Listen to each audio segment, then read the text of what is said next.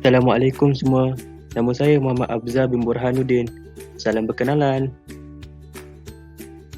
InsyaAllah pada hari ini saya akan mengajarkan mengenai hukum kaf dan ga.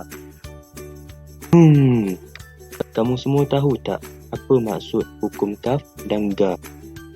Hukum ini bermaksud kata yang berakhir dengan bunyi ka atau ga dalam bahasa Melayu jati.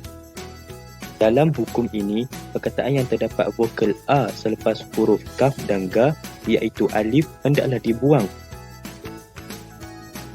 Contoh perkataan dalam hukum kaf dan ga ialah tiga, saka, luka dan murka. Namun begitu, ada apa lagi? Ada pengecualian rupanya. Apa sebab-sebabnya? Baiklah, sebab yang pertama adalah tiada huruf vokal. Contohnya seperti teka dan lega.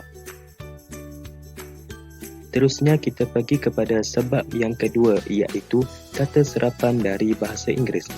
Baiklah, contoh-contohnya adalah seperti etika dan estetika. Baiklah, berdasarkan contoh yang dinyatakan, kita dapat lihat bahawa setiap penggunaan kata serapan dari bahasa Inggeris yang mempunyai huruf kaf dan ga di belakangnya adalah diwajibkan kepada kita untuk tidak membuang huruf alif di belakang. Baiklah, seterusnya kita pergi kepada faktor yang ketiga iaitu akronim. Contohnya seperti tabika dan tadika. Berdasarkan contoh yang dinyatakan, kita dapat lihat bahawa penggunaan akronim yang mempunyai huruf kaf dan ga di belakangnya, kita tidak boleh membuang huruf alif tersebut. Sebab yang terakhir adalah penggunaan kata nama khas. Contohnya seperti Afrika.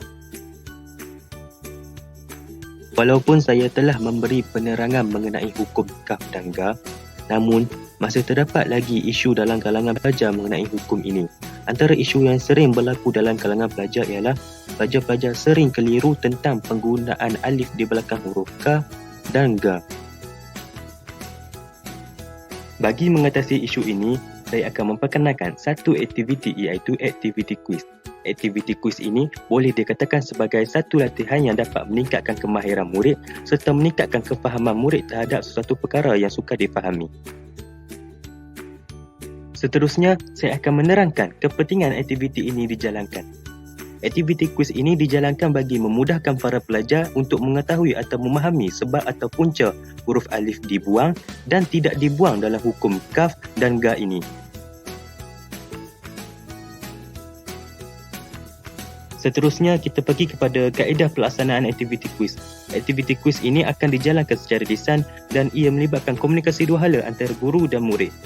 Jadi, bagi memudahkan pelaksanaan aktiviti kuis, saya menjemput anak murid saya iaitu saudara Ilya Faris untuk membantu saya menyelesaikan aktiviti kuis.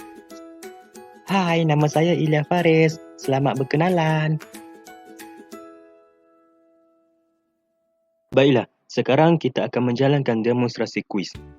Ilya, sila eja perkataan suka dalam ejaan Jawi dan anda perlu nyatakan sebab mengapa huruf alif dibuang atau mengapa huruf alif tidak dibuang. Silakan Ilya. Baiklah cikgu, perkataan suka dieja dengan huruf sin, waw dan kaf. Jika kita lihat perkataan tersebut tidak terdapat huruf alif di belakangnya. Hal ini kerana perkataan suka itu tidak tergolong dalam kumpulan akronim, ia juga tidak tergolong dalam kumpulan kata nama khas dan ia juga tidak tergolong dalam kumpulan kata serapan bahasa Inggeris.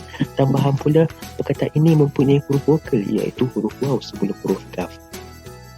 Sekarang saya nak kamu mengeja perkataan mereka dalam ejaan Jawi. Silakan Ilya. Cikgu, perkataan mereka itu merupakan satu kata nama khas. Jadi, sudah semestinya perkataan mereka itu dieja dengan huruf alif di belakangnya. Jadi, perkataan mereka dieja dengan huruf alif, mim, ya, ro, ya, kaf dan alif. Wow, bagus Ilya. Seterusnya, saya akan menerangkan mengenai penyelesaian isu melalui aktiviti kuis.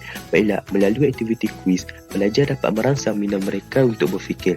Hal ini secara tak langsung dapat membuktikan bahawa pelaksanaan aktiviti kuis ini sedikit sebanyak membantu pelajar untuk berfikir tentang bagaimanakah, bilakah dan mengapakah huruf alif dibuang ataupun tidak dibuang dalam hukum kaf dan ga.